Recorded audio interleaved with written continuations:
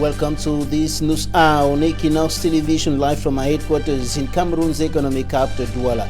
I am Babla Jonathan. In our top stories in this edition of the news, security threats looms over the Limbe Middle Farm Stadium ahead of the African Nations Championship. Two heavy-duty construction equipment of a private company are set ablaze. That happened last night. That was last night, close to the Middle Farm Stadium. We'll bring to you updates with our correspondents in this edition of the newscast on Equinoxe Television. Honorable Tomaino Ndamjoya, Mayor of Fumban in the West region of Cameroon, decries abuse of power by some administrative authorities and injustice against the population of the Nun division in the West region. The municipal authority says she was a victim during the installation of the senior divisional officer of the Nun division. Also in this newscast, we will show you the deplorable state of the road linking the country's economic capital, Douala, and Yabasi in the Cam division. 4 years after a 22 billion francs CFA rehabilitation project started on that road, it is still in a bad state.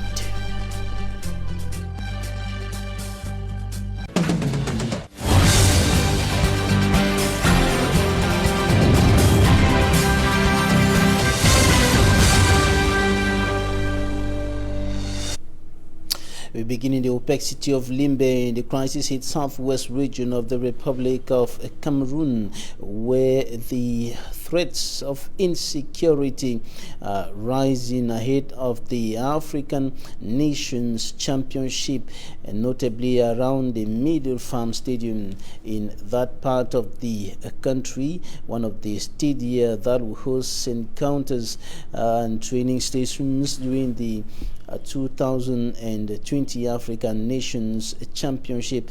Two heavy-duty construction missions of a private company were set ablaze close to that sport amenity last night. Davidson Maimo finds in updates from Limbe. Plus, how ready is the town of Limbe to welcome the African Nations Championship? Almost circulated that part of the Limbe Omespo Stadium has been burnt down. But behind me is what actually happened. Road construction equipment belonging to a private company stationed behind the Middle Farm Stadium, one of the training stadia, burnt by suspected separatists. It is alleged separatists are burnt to make sure the African Championship sham does not take place in Limbe by instilling fear in the minds of the people of Limbe. Away from insecurity, city dwellers are equally worried on the frequent electricity power outage that has been noticed for the past few days. With the African Nations Cup already in place, if there is no constant light, how shall we be watching our matches? So I think the government should do everything possible to make a new, to put light constantly all over the region. I will be happy as it go on and off. So many travel repeats off, make all the things be okay. So I man no one pay for a program, and they like you go off. So you are worried, like my worry. Then try as I did. Some position don't come from our own side. Many times we say the life be steady for any man for enjoy. One have to scream, one have to feel anywhere. Sources within hinted this reporter that the recent frequent electricity power outage is due to ongoing works to prevent any power failure during the competition. Also, unfinished works at the parking lot in front of the Limbe Centenary Stadium is another issue. Teams that are taking part in Limbe are supposed to use this stadium as far as the training exercise is concerned, and yet the work is unfinished. In fact, contractors are still doing finishing touches as far as the Centenary Stadium is concerned. Though road works in some areas to widen the major street into the city and the construction of pedestrian paths are yet to be completed. I'm not sure that they will meet the deadline because so many projects are going on. Cameroon, they like fire approach, a fire brigade approach. These are things they would have done long ago. But it is now that they are fighting. I see them running up and down. A lot of money being spent, we don't see the things on ground. Enormous job has been done to get the city ready. Look behind me, find the street, how beautiful they are, with the tarmac, easing road users to actually move freely and equally to aid circulation and avoid unnecessary accidents. Generally, both local and central authorities are fine-tuning last-minute strategy for a hitch-free football jamboree. We are exactly at the heart of the city of Limbe. This area is called a half-mile vicinity. As you can see behind me, work is ongoing in putting in place a giant TV screen for the peace and football-loving population of Limbe, not to miss a second as far as the African Championship tournament is concerned. Davidson Maimo, Equinoxe TV, live in Limbe. Thank you, Davidson Maimo, reporting there from the OPEC city of Limbe in the southwest region of the country. Now we're going to take you to Fumban in the non-division west region of the country, and the mayor of that administrative unit, Fumban, is decrying abuse of power by some administrative authorities and injustice against the population of the non-division. Mayor Tomaino Ndamjoya says she suffered such abuse of power by administrative authorities during the installation of the senior divisional officer of the non-division. Innocent as the facts and details. The ceremonial ground in Fumban is the installation of the new senior divisional officer for the non-division. Donasie takes over functions from Donasie Boyomo, transfers to the East region. All started well until when speeches began. While official program first previews the welcome speech of the Fumban mayor, it is rather an elite and traditional rulers who took the microphone. This shocked the population gathered, and which prompted Mayor Patricia Tomaino Ndamjoya to interrupt the speeches.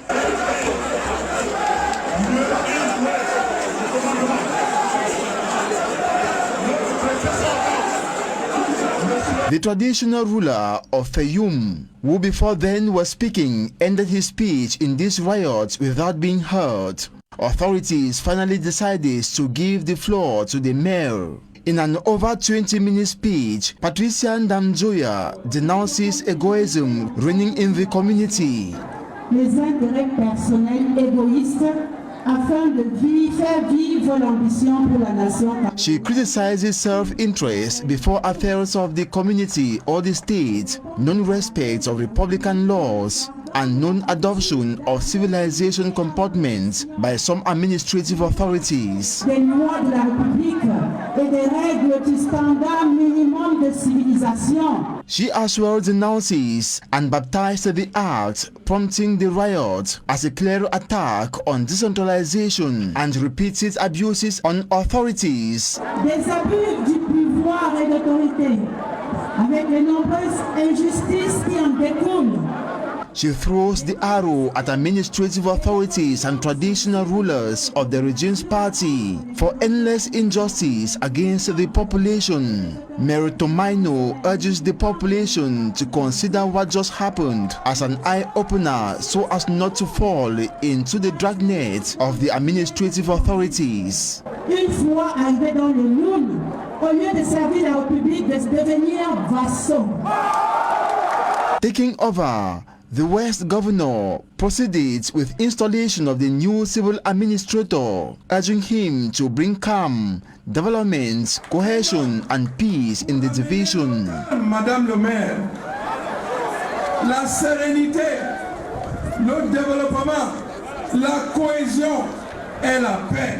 Mayor Tomaino Ndamjoya, in a correspondence, demands Governor Awafonka Augustine to grant her excuses for downplaying her position.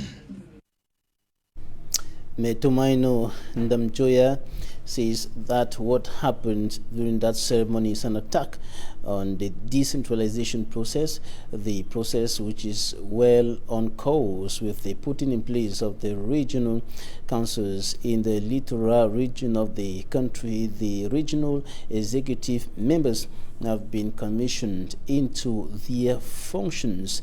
The regional council president Polycarp Banlock and his collaborators were commissioned into their functions today at the Littoral Court of Appeal. And of course, as they were being commissioned into their functions, they were urged to take up duty as soon as possible. Before that, we talk about the free trade zone. Cameroon is part of the free trade zone on the African continent, and the Minister of Trade, Luc Tangana, and other authorities, other stakeholders and business persons were discussing the issues concerning the free trade zone and how Cameroon can get the best out of the free trade zone. Not only Cameroon, but the Central African Economic and Monetary Community, which entered the free trade zone as a bloc, negotiating some of the agreements, the clauses of the agreement that brings together 54 countries into a free trade zone. And there are three categories of products that are that will be witnessing the removal of custom dues. In the first category, over 90% of the custom dues will be removed for a period of over 10 years. And in the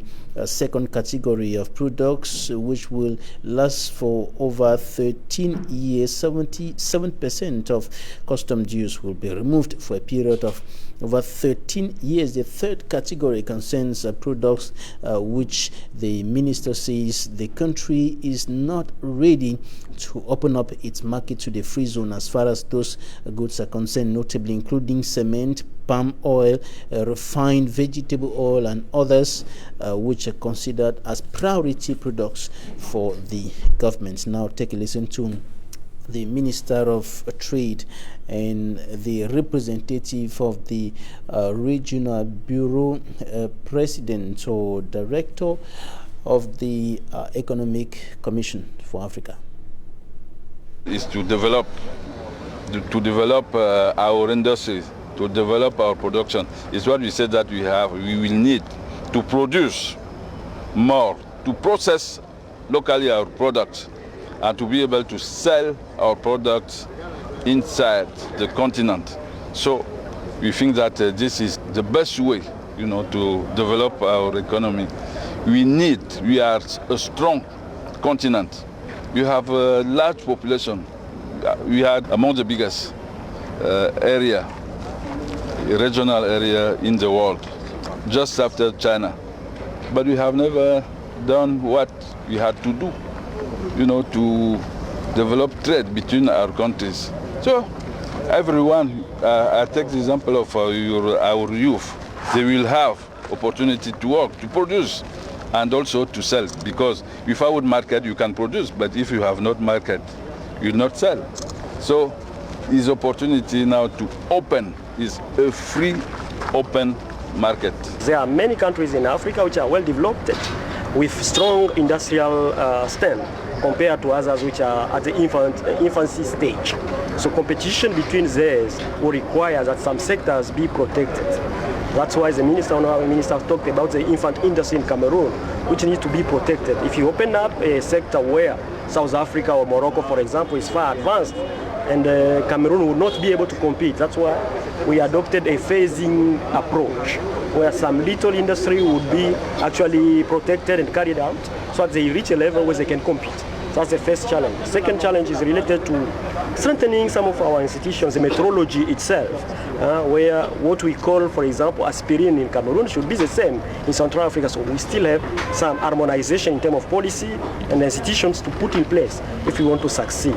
And again, what we need is to understand that a single country today would not fill the entire value chain. There is a concept of regional and sub-regional value chain where we are just actors of part of segment of this. We need to strengthen this. And I told you earlier, the members of the regional executive for the Littoral region have been commissioned into the functions. The regional president, Polycarp Banlock, have taken over command. They took the oath of service today at the Littoral Court of Appeal, and the decentralization process is well on course after the regional elections and the election of the regional council executives. And Polycarp Banlock says that his major priority will be roads across the Littoral region, among other 4 major areas of interest that he highlighted with regards to the discharge of his duties, and of course the work that he and his collaborators at the level of the regional council will be doing in the days ahead after officially taking over office, after officially being sworn in today in the Littoral Court of Appeal. Take a listen to Polycarp Panlock. He is the president of the Littoral Regional Council. My roadmap is already prepared. I want to work on the road development, and I want to work on electricity, water, health, and school. That is the 5 positions I want to clarify in Littoral. Coming up for me, Armstrong Sander takes us on the perilous journey from Douala to Yabassi in the Cam division, all in the littoral region of the country. 4 years down memory lane, and over 22 billion francs CFA project to rehabilitate that road started, but till date the road is still in a bad state. His report. From the PK14 market to PK21 is a 7-kilometer stretch of hell for road users and local inhabitants. Their misery varies depending on seasons. Mud is the problem during the rainy season, and dust is the problem during the dry season. That has provoked a hike in transportation, as we pay 1,000 francs CFA from PK21 to PK14.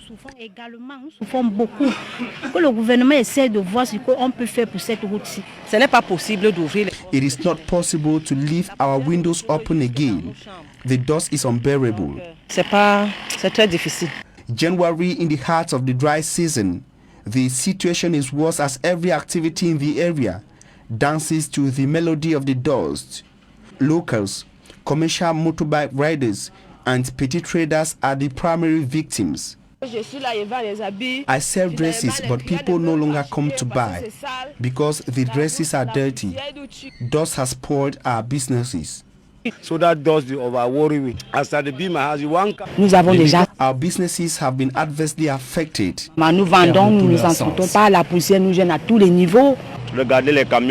As bike riders, we are forced to park our bikes for the dust to settle each time a heavy-duty vehicle passes by. A key observation is a loss in the beauty of women and men in the area each time they step out of their houses. This woman says they have now adopted the habit of veiling their faces each time they are about to go out. Some have decided to be taking along different sets of dresses, one from PK14, and local inhabitants see another negative effect of the dust is that of frequent cough, flu, and related health complications. The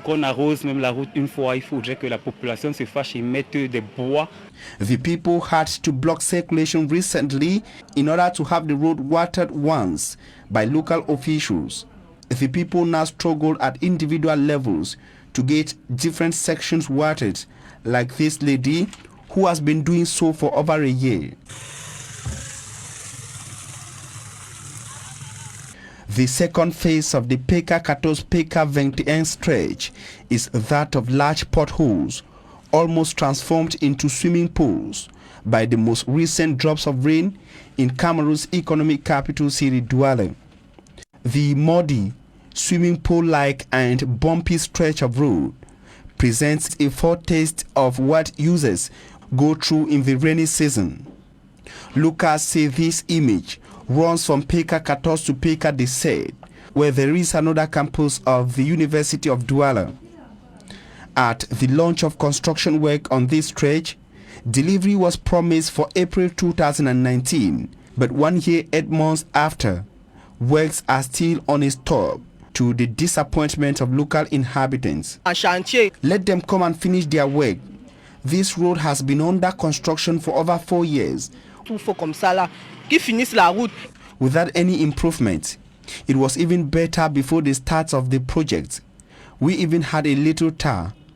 They came and destroyed everything. The stretch of road PK14 PK21 is part of a contract of over 22 billion francs CFA for the tarring of the over 45 kilometers distance between Douala in the Vuri division of the Littoral region and Bonapopa in the Cam division of the same region.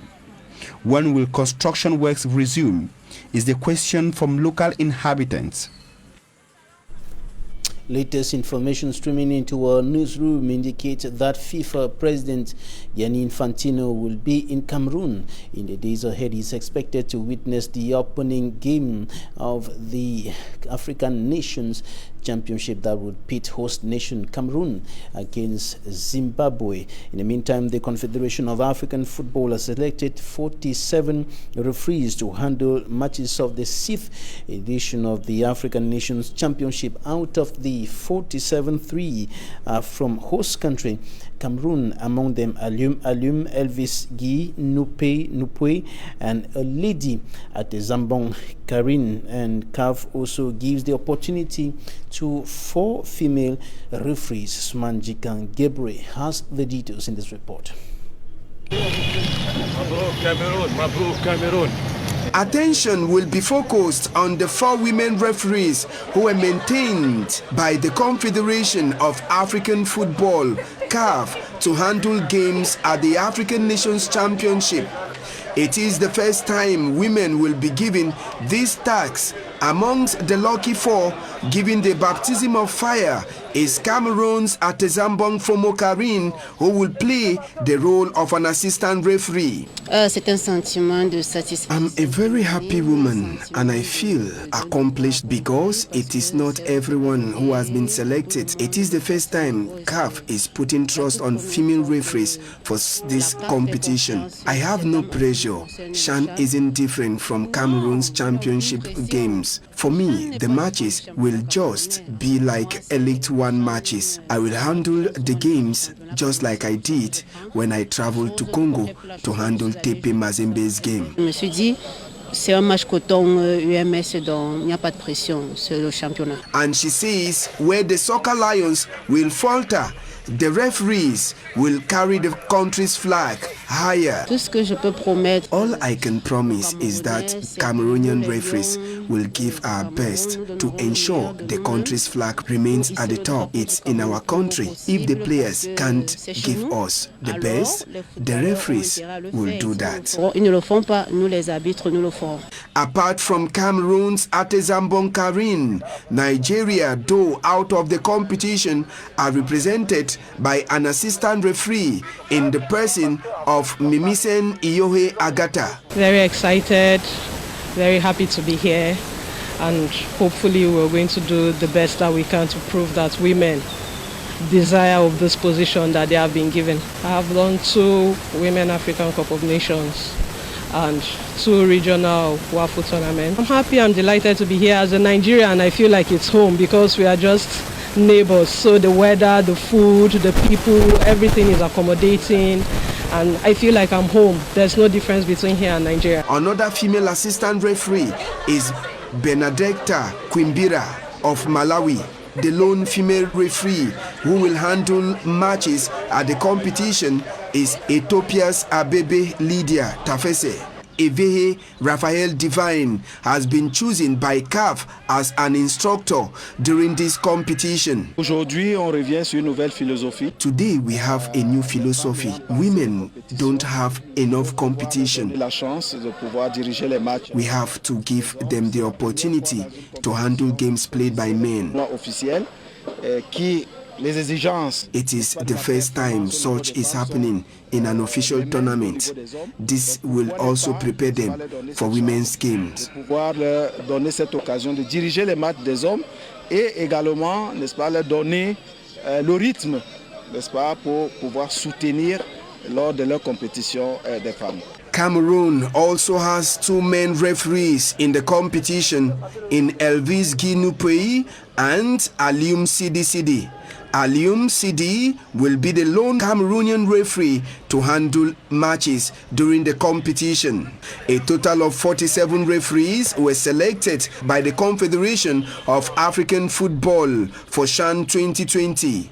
19 central referees, 20 assistant referees, and 8 video assistant referees, which will be the first time CAF is deploying such technology for the competition. The African Nations Championship begins Saturday with Cameroon to confront Zimbabwe.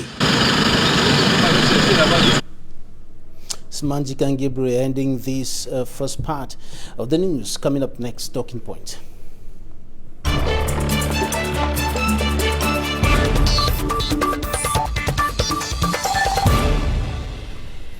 Joining us from South Africa, Professor Henry Fumban. He is a pharmaceutical and public health expert with many years working in several countries across the African continent. Thank you for joining us today.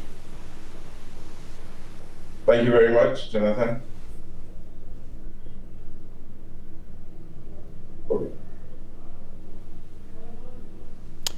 Professor Henry Fumban, as I indicated earlier, is a pharmaceutical care and public health expert with many years working in several African countries in the areas of academia and public health. And he served as a member of the National Clinical Trials Committee at the Medicine Regulatory Authority in South Africa for over 6 years. You're welcome, sir.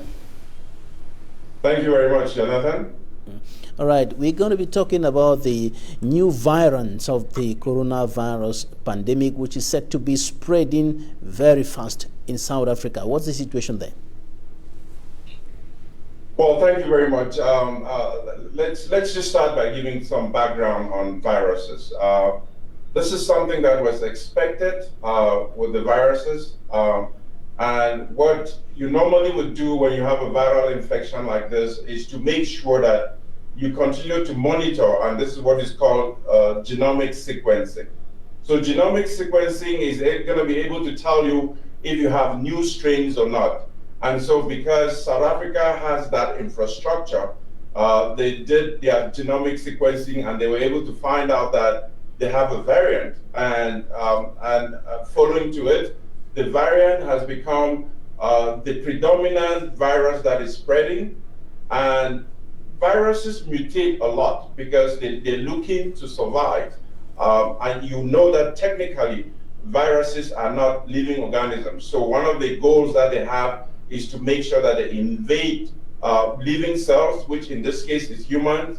They have to replicate, and then they have to spread within a host or between the various hosts. So the variant, which is found in South Africa, which is N501Y, it's known to be more transmissible. And so it's transmitting a lot faster than the original virus that we had. And it has increased viral load. So it divides a lot and it multiplies very fast as a way of surviving. And so we also know that the original one was not very common in attacking younger people. This particular variant, we're seeing it in people who are about 10 years and older. And the good news about it, which they thought, was the fact that it's the disease that is caused by this variant is not very severe. But that theory may be disputed because it was too earlier on. Because in South Africa, as of yesterday, about 800 people died. The day before, 700 and something people died. We've had a total of 35,000 people that have died of COVID in South Africa, which is way less than the number of people that have tested positive in Cameroon. And just to add to it, it's not only in South Africa that we're seeing this variant. There are a couple of them in the UK has reported, Japan has reported, and the people of Japan reported because of people that were traveling from Brazil.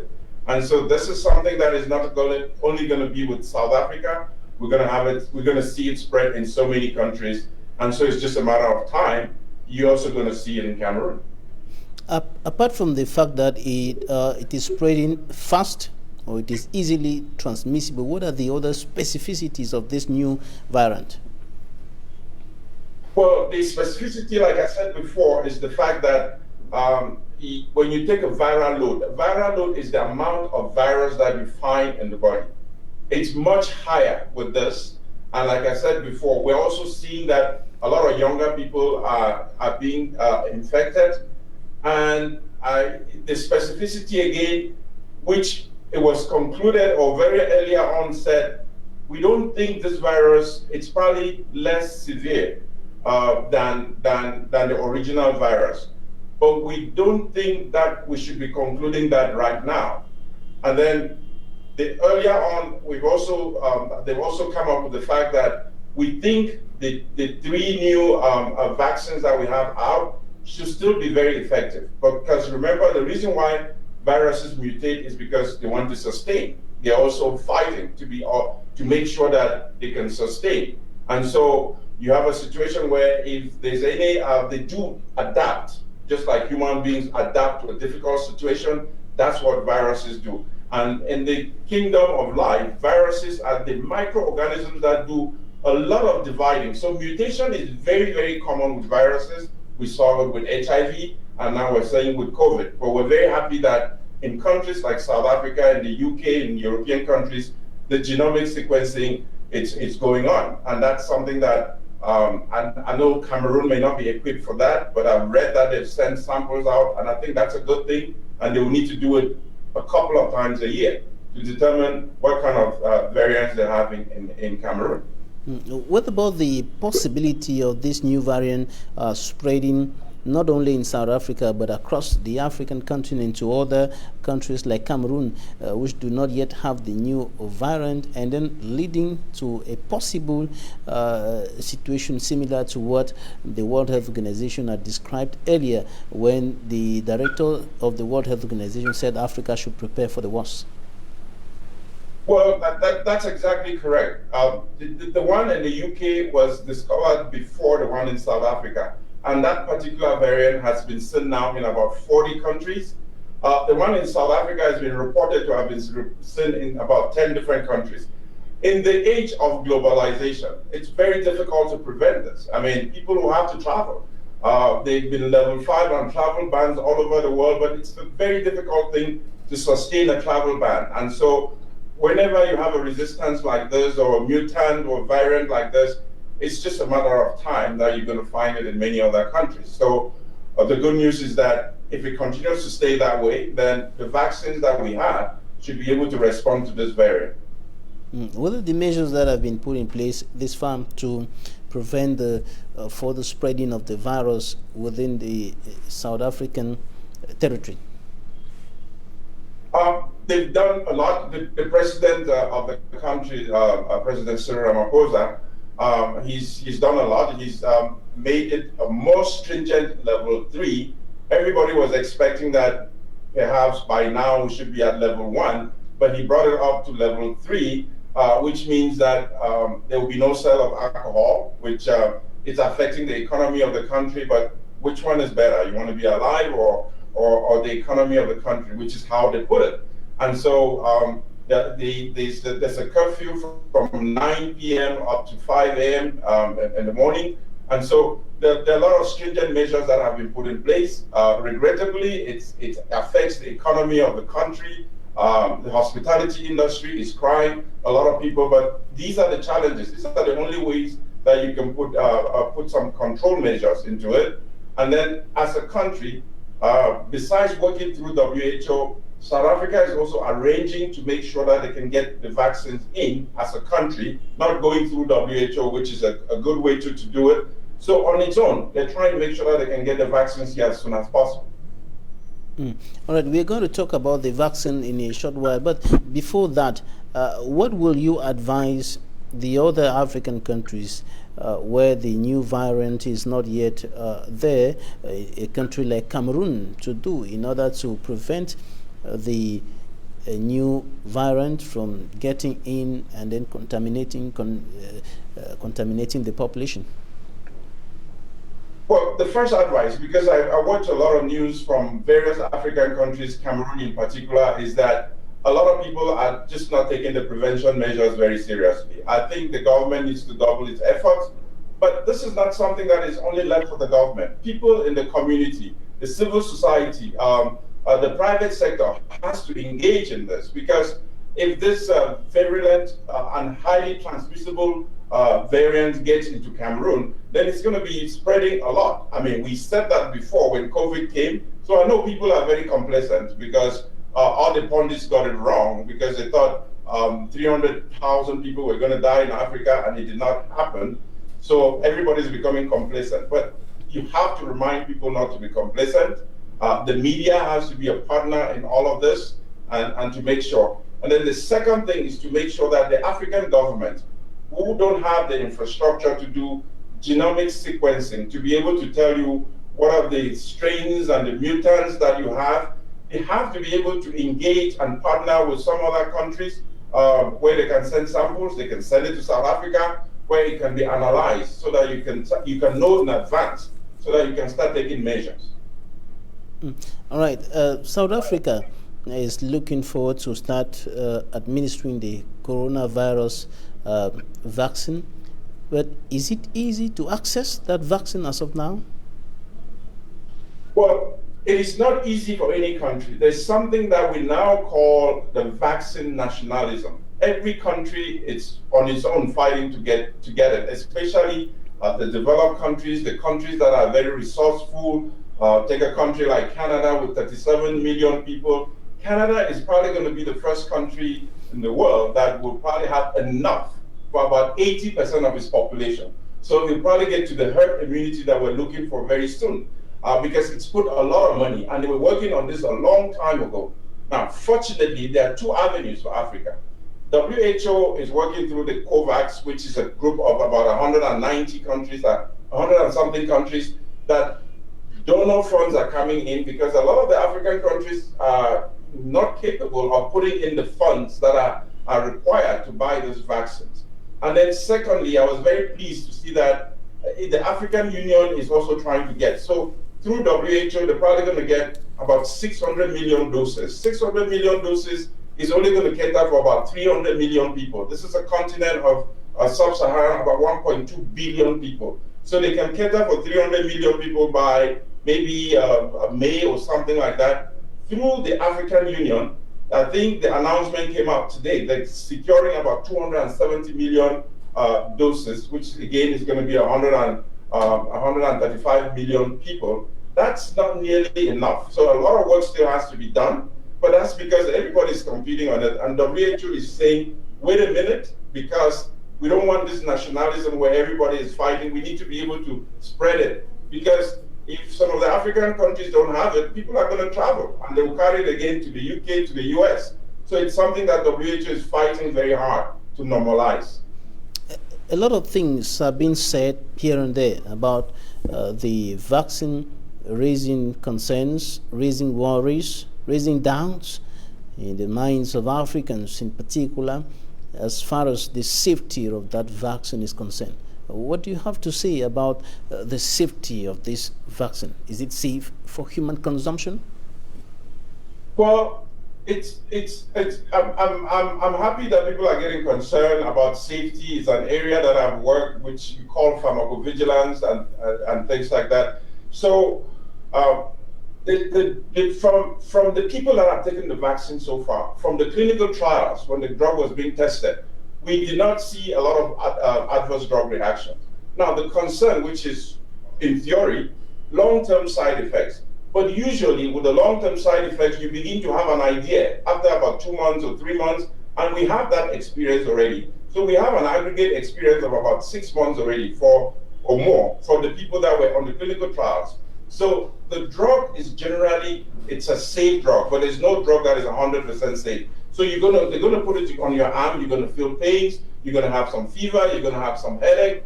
But those are things that we have with a lot of different medications and a lot of vaccines that we take anyway. Now, this one has become very negative because of social media, because of people spreading conspiracy theories and things like that. I think the people should be advised that this is going to be safer for you to take than being exposed and going to the critical care unit or dying in African countries where we don't have a lot of hospitals with ICUs, with oxygen available and ventilators available. So it's a safe drug, if you to answer your question. What's your take about the conspiracy theories we're hearing here and there? Well, conspiracy theories are always going to be there. We have conspiracy theories about everything that is happening in the world now, and people can spread it very easily because some people do conspiracy theory almost as a profession. I mean, there are a lot of people that have YouTube channels, and their job is to talk about conspiracy theories. And that's because it's very easy to the common mind to understand a conspiracy theory. It's very difficult to come up with a conspiracy, and people don't know that. Because a conspiracy means there are multiple people that are involved. Somebody is going to give out the details at some point. So conspiracy theories are not as frequent as people make it to seem. And people complain that, before when the clinical trials were going on, people were saying they're coming to do the trials in Africa, people should not take it. But a lot of the people that did the trials were in the US and in Europe. South Africa was one of the African countries that were part of the multi-country studies. And South Africa is very proud of it. They have the experience in their population. So the conspiracy theories, I mean, it's something that you may not convince everybody, but they are not, most of them, 90% of them are just not true. They're just people talking because they have access to the social media.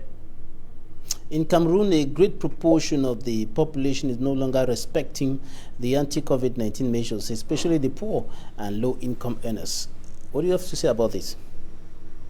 Well, I think I just said it before, that it is not only the role, when a pandemic is affecting the entire population, it's not only the role of the government. The government has to take its own role of leadership, but the media, all of you in the media, the members of the community, community leaders will have to take a specific role, and then the individuals will have to exercise some kind of control. They'll have to have responsibility for what they do. So there is not one particular person that you can blame here. Everybody will have to be involved. But the lead is definitely the government. The media will have to make sure that they're giving out the right information. Because we've seen some media outlets, and even here in South Africa, we've seen a situation where very high-level politicians are questioning. We saw this during HIV. And some of the people said HIV was not the cause of AIDS, but this is about 30 years running. They've not been able to disprove otherwise. So those are the kind of conspiracy theories that we had. Some of them said the drugs should not come to Africa. They were very toxic. This is HIV drugs. But look at what HIV drugs have done to this continent. They've saved a lot of lives. People are living, people are getting back to work and things like that. But if you are dependent on conspiracy theories at that time, a lot of people would have died. I mean, millions of people would have died on this continent for HIV. So these conspiracies are always working. We're not stopping people, I for one, from questioning, but you should ask the right questions. And you shouldn't spread information that's not verified. Professor Henry Famundam, pharmaceutical care and public health expert with many years of experience working in several African countries in the area of academia and public health programs. Thank you for joining us today. Thank you very much. Thanks, ladies and gentlemen, for staying with us. Equinoxe comes up next.